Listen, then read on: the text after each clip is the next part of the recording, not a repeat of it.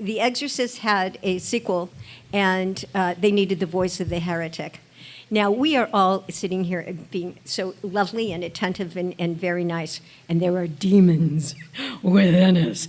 Anytime that, maybe you're driving in LA and I scream and yell at all these awful cars that are coming in front of me, or something really bad, and we don't want to bottle it up, but we've been bottling it up. So I was so excited when I did the audition for this heretic, and it started out, and that was, my agent actually suggested this at the time.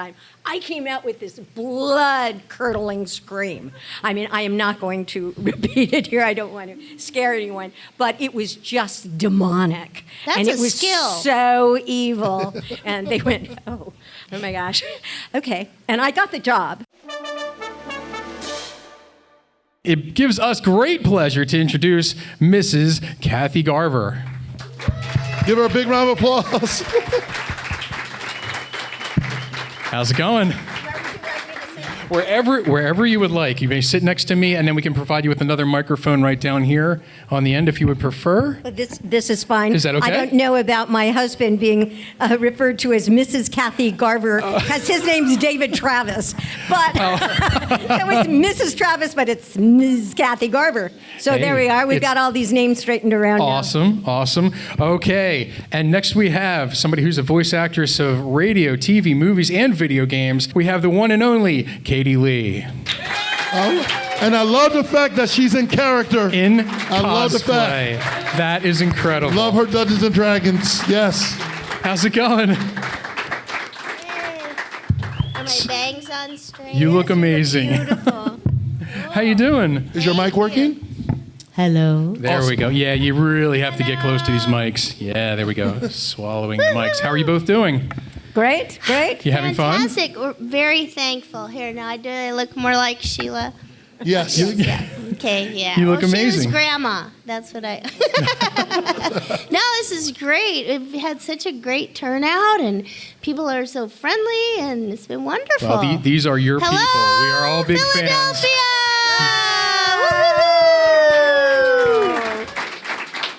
So I literally could have come up here and read your IMDb credits from top to bottom, and it would have taken us the full half hour to get through them because there's just so much to the both of you. I have so many questions. I know we have great questions in the audience. We'll pitch it to them here shortly. I gave you a little bit of an introduction, but what more can you tell us about yourselves? Well, I also did the voice of Cissy on the television series Family Affair. And so well, that's you one did of the my body of Cissy. Yes, not only the voice but the body. So I've done a lot of on-camera things, and it's interesting. I taught voiceover for about 25 years, and one of the first things that I learned when you were doing voiceover is that you are not just a voice, but you are the whole embodiment, and you're actually talking to someone. So when I say the voice of Cissy, I also really, though, meant on camera as well. But that's a very important point when you are doing voiceover, is that you are incorporating your whole body into what you were doing. So it's not as easy as it looks. Exactly. As a matter of fact, I coach and teach animation voice as well, and it just occurred to me, like last year, wait, the word animate means move. Mm-hmm. So there you go. Everybody should be moving when they're acting, right? Yeah, it's really important. It means, yes, and also to bring to life. Mm-hmm. So you are bringing a whole character to life and making it move. Yes. So you both mentioned that you coach others, you teach voice acting.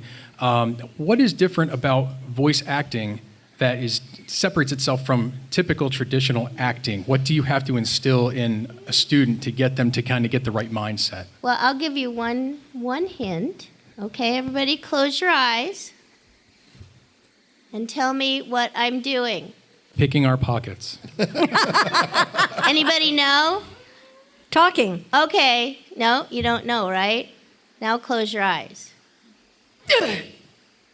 Now what did I do? You're getting hit by a basketball in your stomach.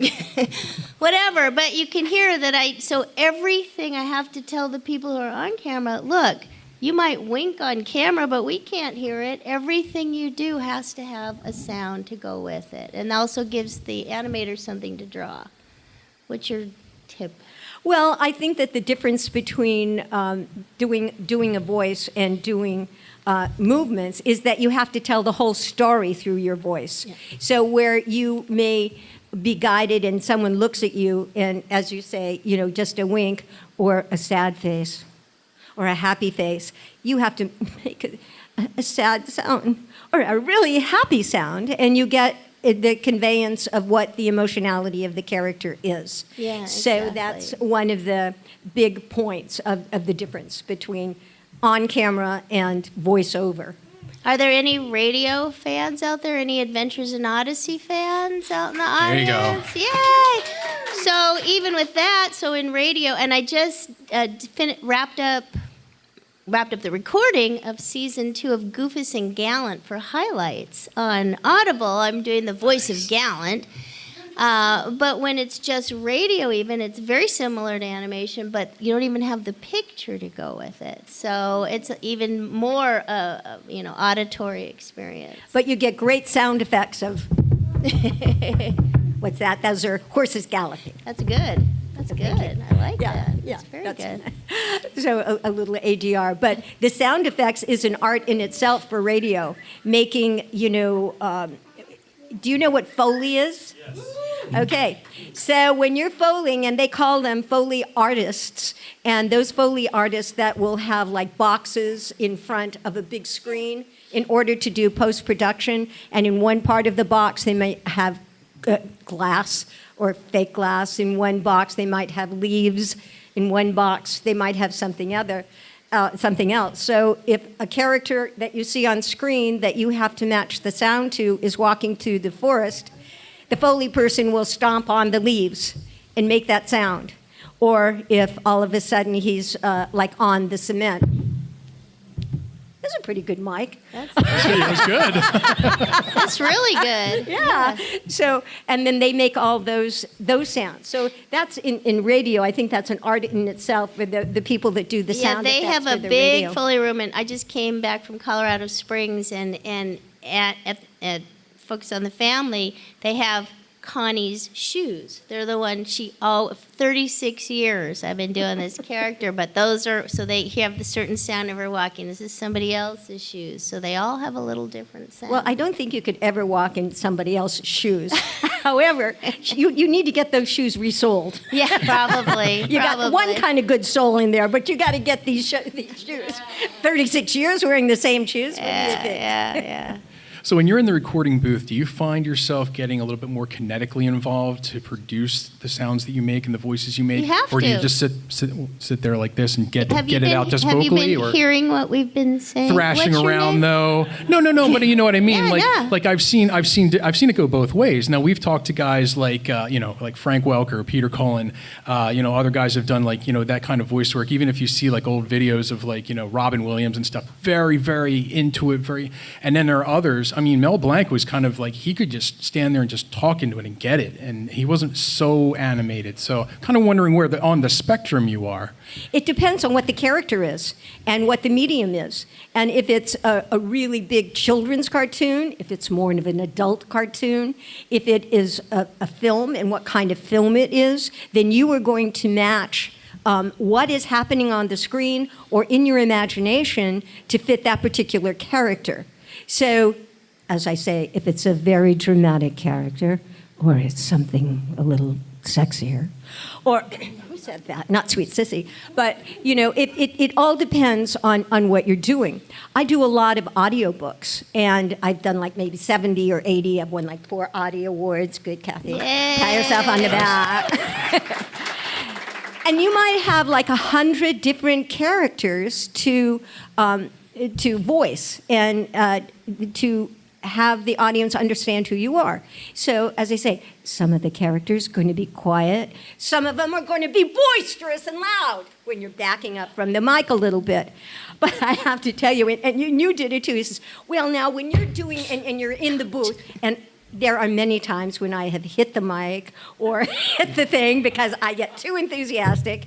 And that's okay. Well, let's stop. Let's take this again. I don't wear jewelry or necklaces because you just have to have quiet clothes. And when people come to work with their bracelets, I think, I wonder how long this is going to last, right? I just watch them, right? Yes.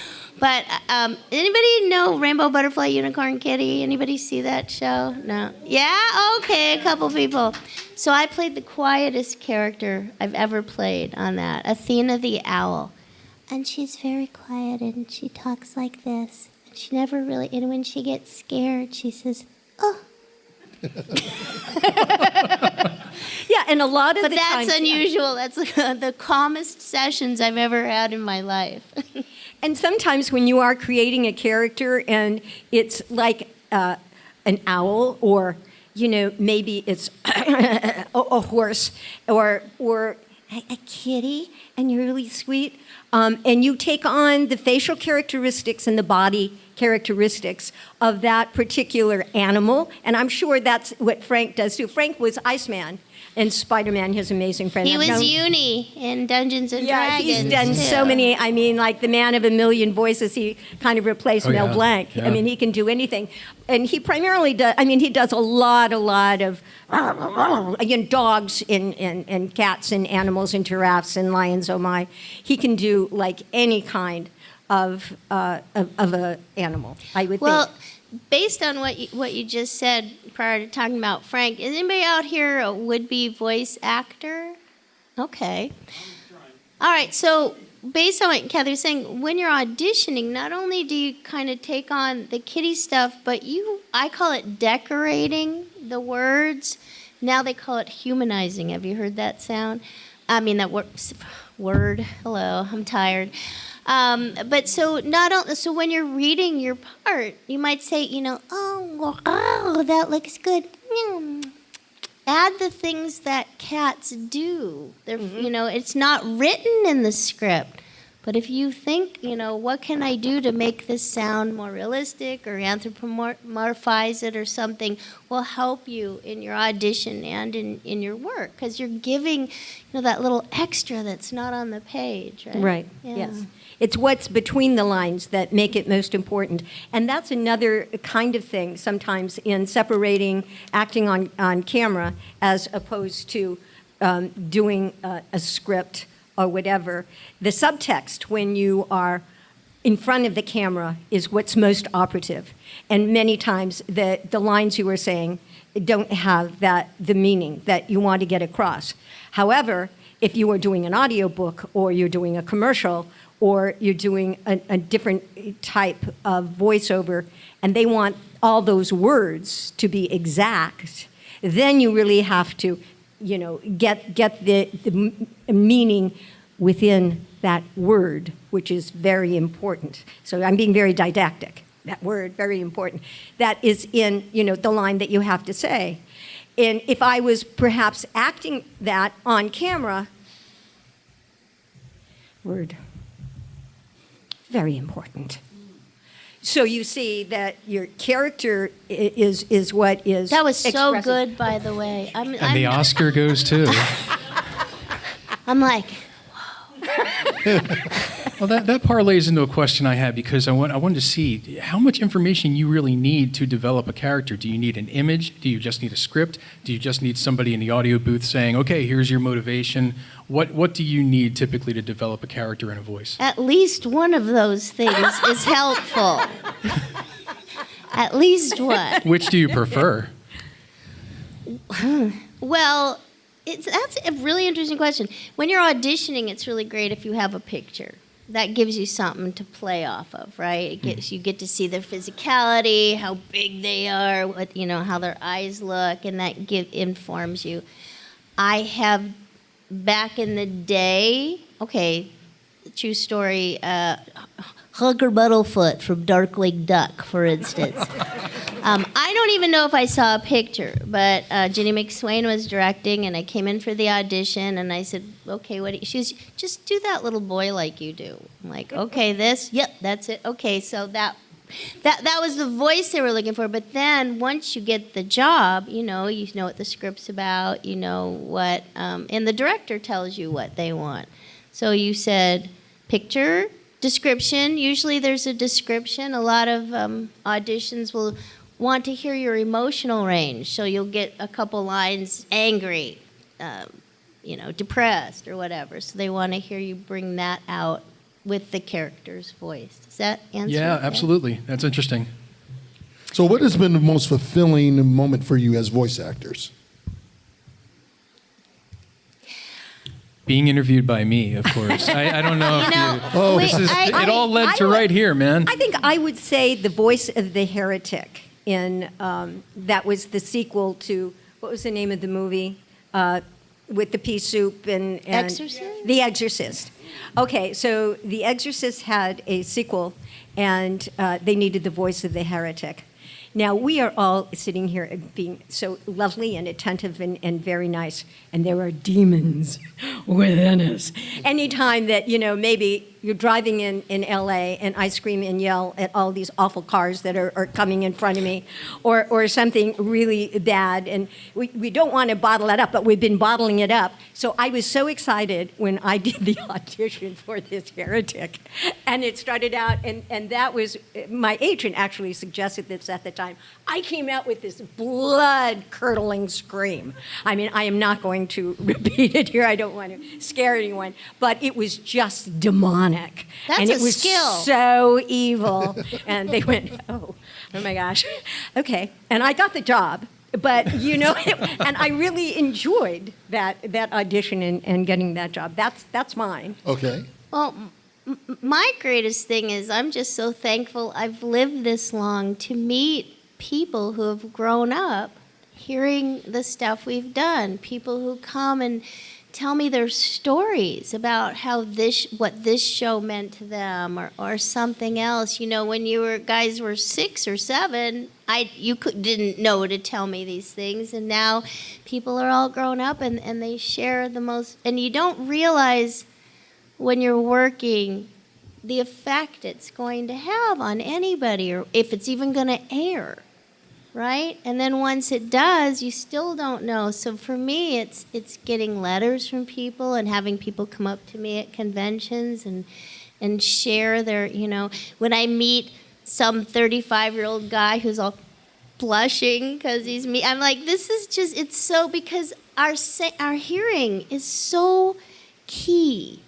It's so, I'm trying to think of the word, what's that word that means, like, it's physical? Acute? Palpable? Maybe? Acute? Tangible? Yeah. What? Tangible? Yeah, I think it might be more like palpable. But, when you hear something, it's more internalized than even the things that you see. And if you hear, it just, you hear a familiar voice and it does something to you. Mm-hmm. And to realize the responsibility and the honor we've had all these years to be that voice for people gives me goosebumps. So what I want to like to do is I want to get some of the audience's questions for you all. So who would like to ask the tell first? us your names? Because I didn't hear you I'm introduce Eric. yourself. Oh, Eric, yeah, 'cause Eric this- and Brian. Right. Brian, Right. okay, Well, it was right. all about you two, so it wasn't about us. It's all about you two. Kathy and I go So- way back to 25 minutes ago at the table. Oh, by the way, I was told to give we're like this. your phone back. Oh, thank you. Yes. So we're going to go with this young lady first. All right. Go for it. How would you describe the difference between voice acting in an animated show and voice acting in a video game? Okay, well, Voice acting in what? a video game And no, what was the first one? or a cartoon. Oh, a cartoon. Okay, Laura, right? Okay, so Laura, the difference is generally when we're working on video games in the past, pre-COVID, you're by yourself. You're not in a room with other people generally. You're just doing your own lines, and they want to hear it three ways in a row, whatever. Sometimes you're dubbing, especially if you're dubbing, you have to be by yourself because it's just you to the screen. But when you're doing an animation, you have the other people to play off of, and it just depends on the tone of the game, but it's pretty much the same, depending on the genre of the video game, is the same as what's the genre. Like a Batman cartoon isn't going to sound like, the Muppet Babies, right? It's different. Yes, and I think that is the defining factor of both of them is it depends on what the story is, and if it's a video game, and so many of them are finding something, so there's a mysterious kind of tone that overrides finding a solution, finding the gold, finding a diamond, or wherever, whatever. And it usually is seemingly more of a quest with the good and the bad guys, whereas cartoons, you can have everything from South Park to, as you say, the Muppet Babies, or superheroes, or Spider-Man. Well, and that's the subtext, too, of video game. I do a lot of games for kids, educational games. So I'm actually teaching a class about that next month. And so who's your audience? How old do you think they are? What is this game teaching? Math? So maybe when numbers come up in the script, you want to lean into them a little bit more. What's the subtext? And there's even subtext in video games, like Kathy said. So that was a great question. Who else had a question? Was somebody in the back? There you go. While he's walking over there, just real quick, how do you go about preserving your voice so it sounds good? You've been doing this for quite a while. You both sound great. What tips do you have for people to preserve the tonality and the quality of their voice? Well, especially from audiobooks, when you might be recording from 10 a.m. in the morning till like 5 p.m., and you are doing all kinds of different voices. Warm-ups, I think, are very important, and gargling with salt water, and then for lunch, having something that doesn't make phlegm in your throat, so no cheese or milk or things like that, but having like clear apple juice and nice chicken soup, and that keeps your voice clear. And then getting to know your own voice, getting to know if you are supposed to scream, like in an audiobook, how to scream so you don't hurt yourself. And a lot of that is like, in a microphone, it's technical. So knowing all the technical aspects of what to do, but preserving the voice is primarily knowing what it is, and then taking an aspirin every now and again. Yeah, I mean, I'm sure when you did the heretic, you take the day off the next day. I mean, you can't, some things just are going to strain your voice. You try to use your diaphragm and come from down here and learn how to do that. But if you're doing screams and stuff, I remember we did actually did anybody remember a movie called Lorenzo's Music? Yeah, right? Oil, thank you. I'm thinking of Lorenzo Music. Oh my gosh, she was in the That's Gummi the name Bears. Of a person, I think. Lorenzo's Oil. So me, E.G. Daly, and Pam Siegel, who's now Pam Adlon, they used all of us to do his crying and different things and overlapped it. So just to create this certain sound. And sometimes, if you decide you're going to audition for a monster and you get that part, then you do your best and take a day or two off and then cash the check when it comes in. And, it's hard. I eat crystallized ginger, believe it or not. That feels good on my throat. I don't drink really cold things. Yeah. And I'm just careless, basically. So I don't know. I'm lucky. Have a little tea and honey and lemon. I know. It's My always husband's a singer, and he does all these things. And I'm like, But he doesn't have a voice like yours.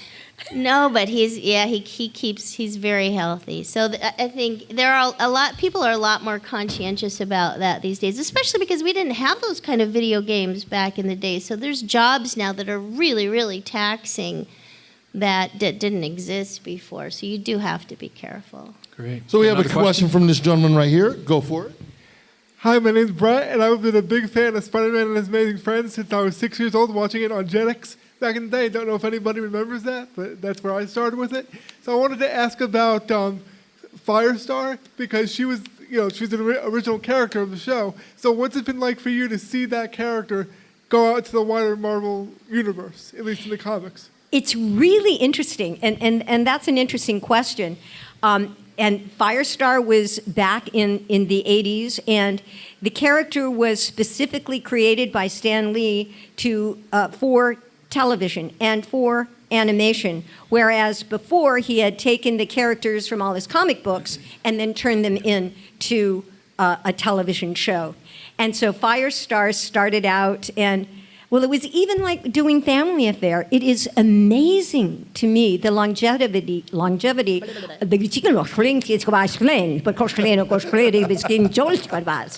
But besides that,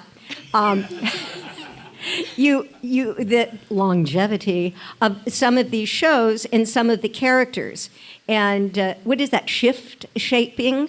But Firestar started out, and she was such a sweet girl, and Angelica Jones, and she was bullied. And someone came up to me today and said, it was so important. That was one of the first animated things that ever dealt with bullying. And I said, that's an interesting theme, and that was true. But because she was bullied, and all of a sudden she found strength, and then she found she could fly.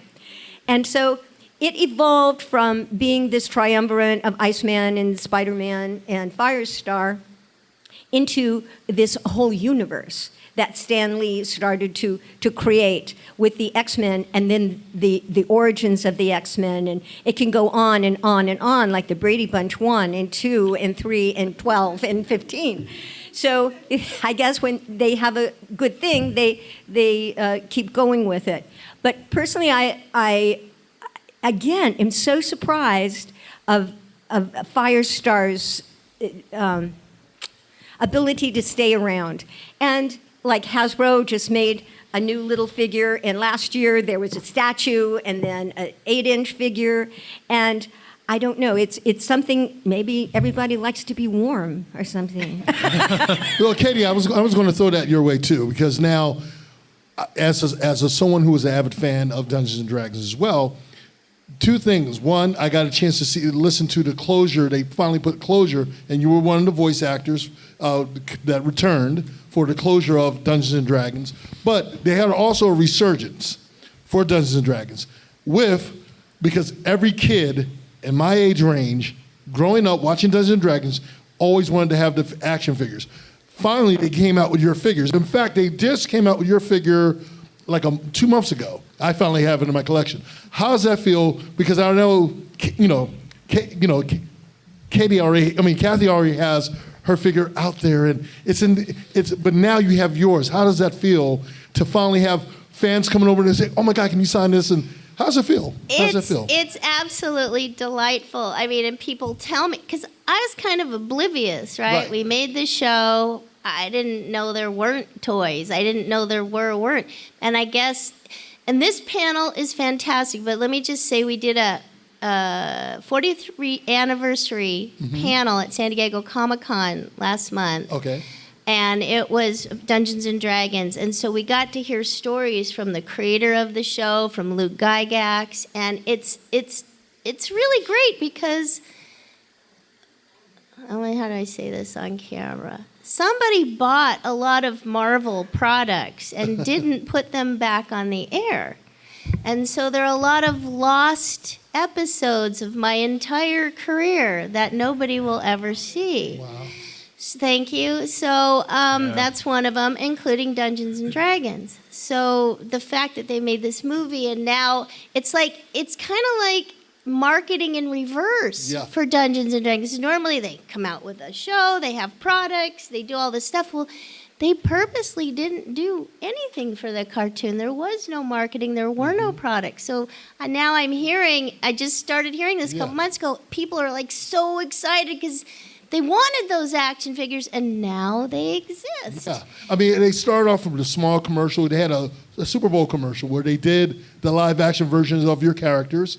And then, like years later, they came out with Dungeons and Dragons with the movie, and then had your characters appear as cameos in the movie. And now they came out with the figures. So I just love the fact that they're finally acknowledging all the work you guys put in. And it's like this convergence of not only the cartoon, but the game. Yes. Toys, the movie. So this whole thing is like a flower all of a sudden. All these little parts came out. So I'm just really excited that for the people for whom it's important are getting their closure, so to speak. Yeah. Yeah. Yeah. And Who else- Disney made most of its money from its, of course, ancillary merchandising and everything they did. This fellow brought me today, and I really love it because I've always wanted Firestar to be a pop character. Yeah. You know? Yeah. And there is no Firestar pop. So he made this absolutely great box with Firestar and I forget, there were 3 things to say on it. Where is Firestar's pop? Kathy's ready, and Firestar, a.k.a. Angelica Jones. So that's But my I- but dream, I is also- to be a pop Firestar. But you know what? I also love the fact that you were the inspiration why they brought Firestar into the Marvel comic book universe. The fact that from the show, because a lot of people love that character so much that they basically put her in with the New Warriors and everything else, like basically because of what you've done for So the show. your pop is just around the corner. I Yeah. have a feeling. Oh, yeah. I really wanted one too, and then Yeah. they made a Sunny Gummy Pop, and it came out, and then they vaulted it. So if you find one, they're not that easy to find now. Yeah. And I love Firestar's figure. To say the least, as an attribute, but I could never wear her costume. I don't think, maybe not at this particular age. A couple years ago, maybe. All right, I have a great question here. Yes, hi, my name is Joe, and my question was, what advice and steps would you give someone trying to get into the voice acting industry? Well, you're the. It has changed so much.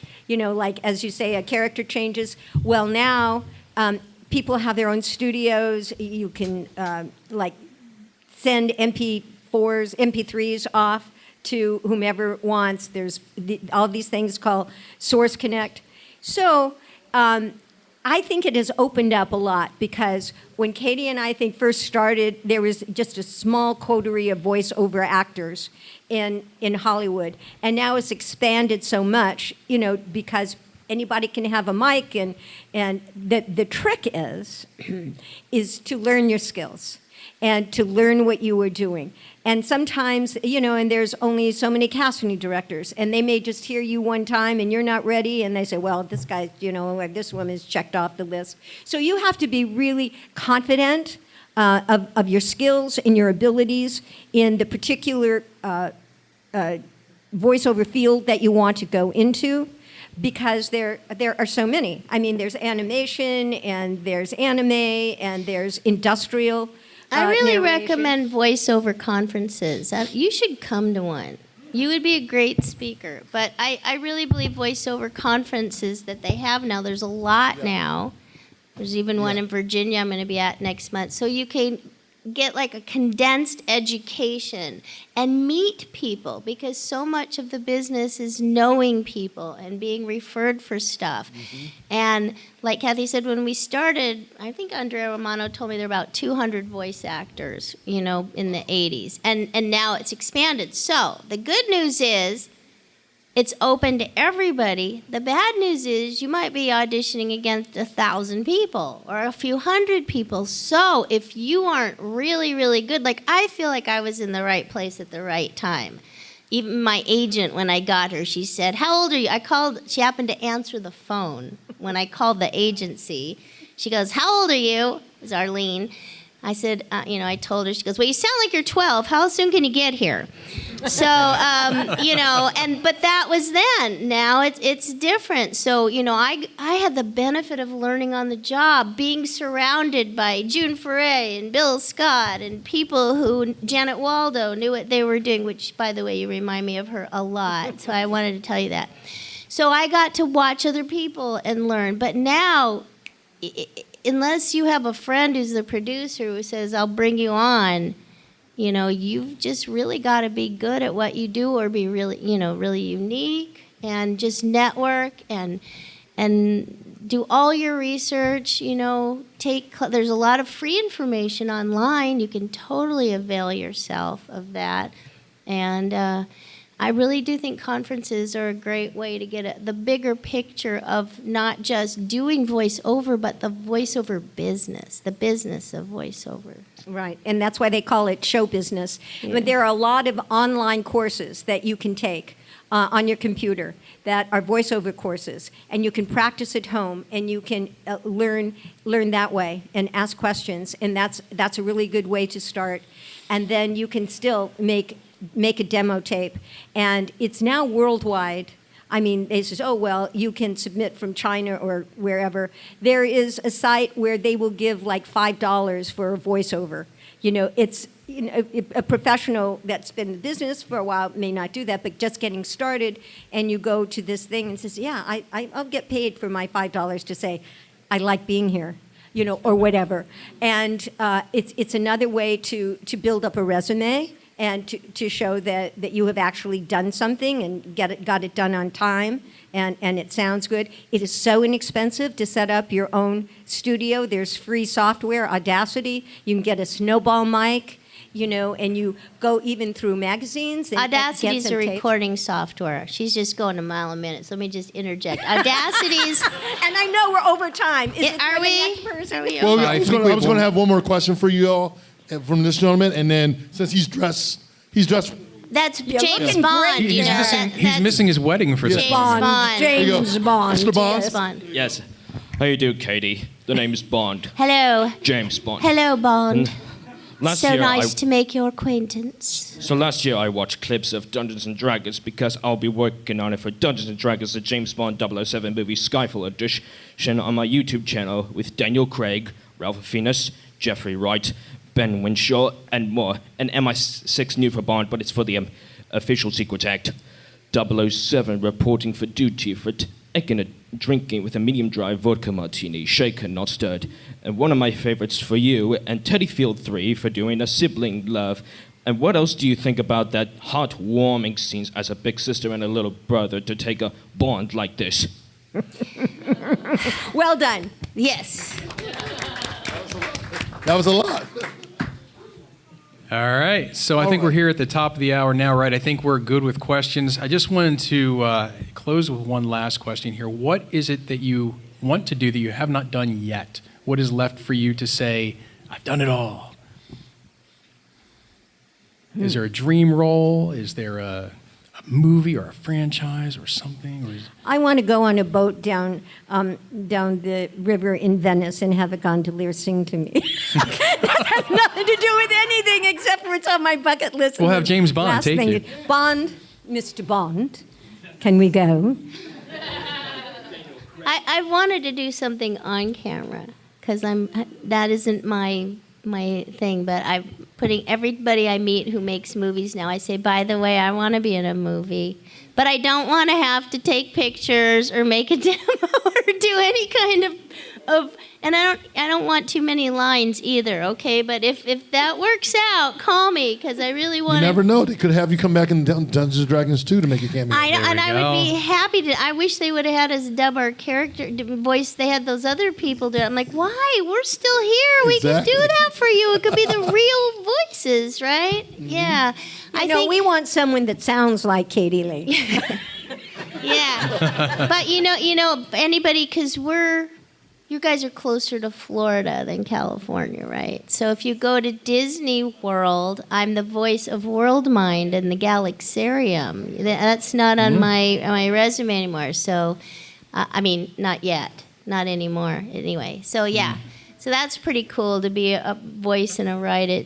That kind of was a little check off my bucket list. Yeah. That's cool. So, Wow. ladies, we want to thank you both for being here. Let's give them a big round of applause. Thank you. Thank you for coming. Thank you, Eric. Thank you, Brian. Kathy Garver and Katie Leigh, everybody. Thank you Give so them a much big for round of coming applause, out. everyone. RetroCon thanks you. Thank you, audience. This is Debbie Derryberry, and you're watching Fandom Spotlight. Be sure to like and subscribe. And remember, geniuses know you need to have fun and follow your fandom. Got a blast!